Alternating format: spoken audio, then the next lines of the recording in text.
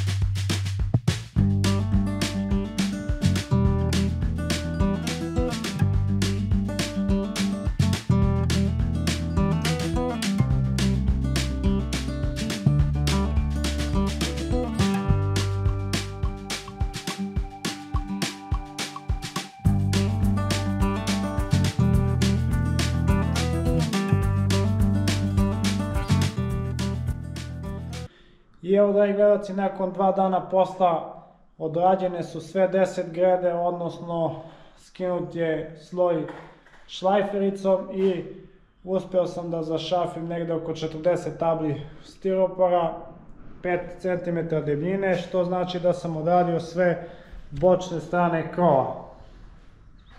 Sada mi ostaje da odradim sredinu i da zatvorim ovaj deo ovde, da li možete da vidite, da zatvorim ovaj deo ovde i sakrijem ove kablove, odnosno samo će se vidjeti kutije za kablove.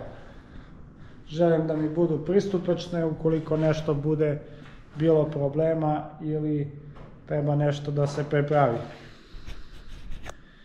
Ono što sam dodao je i kanap na 3 mesta za ledne onke dužine 120 cm koje će biti postavljene u objektu i dodao sam lanac na 3 mesta koji je vezan gore za rogove i služit će da se neki deo okači ovde ili možete da farbate ili šta god bude bilo potrebno, a uvijek mi je bilo potrebno da nešto okačim dok radim ili da se nešto suši, tako da će ovo biti praktično rješenje. Ostavio sam 3 komada lanca i imam znači 3 prostora, odnosno 3 kanapa za ledne onke.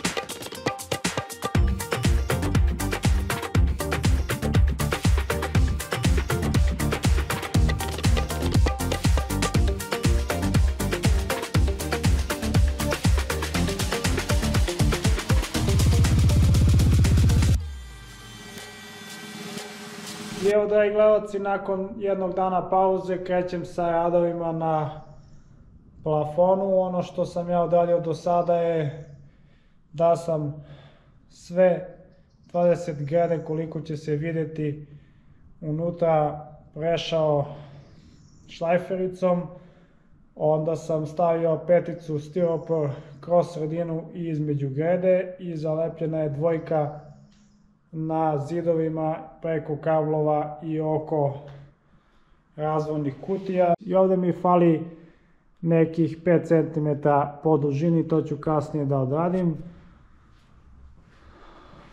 Ono što je dobro je da se stiropor odlično drži i da može da se odrade ovako plafoni. Kao i što sam rekao, jednim udarcem ću odraditi plafon i izolaciju. Sada ide onaj teži deo, ima negde oko 70 m2 za lepak i mrežicu. To će potrajati možda i nedelju dana jer ima zaista dosta detalja. Treba lepo sve to lepiti i spojiti da to bude što čvršće i da liči na nešto kasnije kada budemo farbali plafone.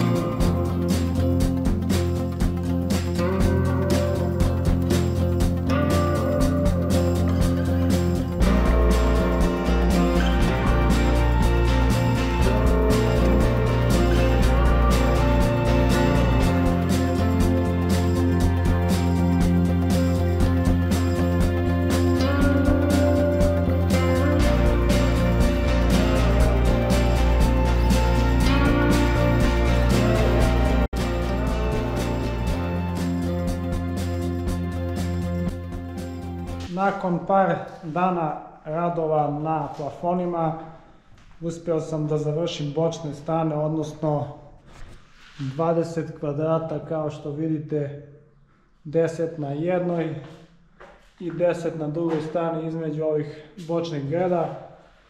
Tako da sam ukupno negde odradio oko 30 m2 na plafone, ostalo je još da se odradi sredina, to je negde isto oko 30, ukupno bi trebalo da bude 60 m2. Ovo je zaista sporo išlo jer sam dosta morao da pazim na grede i da zatvorim sve šupljine da ne bi bilo problema kasnije. Mislim da će sredina ići brže iz razloga što nema dosta toga da se prepravlja, već samo navlačenje lepka i mrežice i jedino na spojevima treba obratiti pažnju da se stiropor što bolje zalepi. Tako da ne bi trebalo da bude problema, ali zaista veliki posao odrađen sa ovim bočnim stranama i nadam se da će sada sve biti lakše i da ću ovo završiti za par dana i privesti kraju radove na plafonima. Sada krećem od vrata ka kraju radionice i vidjet ću kako će posao da teče.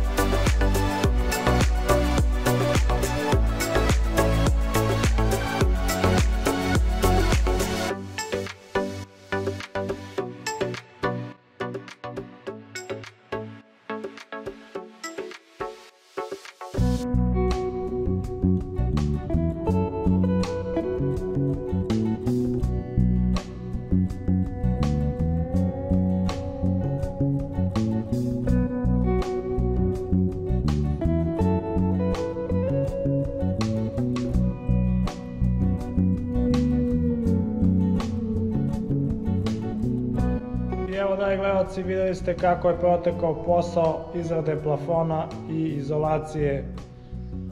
Tako da potrošeno je 10 dana što se tiče ovih radova, 1 dan čišćenja i 2 dana pauze. Možemo reći da je za ovaj posao potrebno 2 nedelje. Tako da odrađen je veći deo posla, 90% plafona je završeno. Ovdje ću možda po sredini odraditi i drugu ruku, vidjet ću to kasnije, i ostalo je još da se ofarbaju plafoni. Mi se vidimo u sljedećem videu kada budem radio ulazna vrata, tako da pretplatite se na kanal i pozdrav i svako dobro.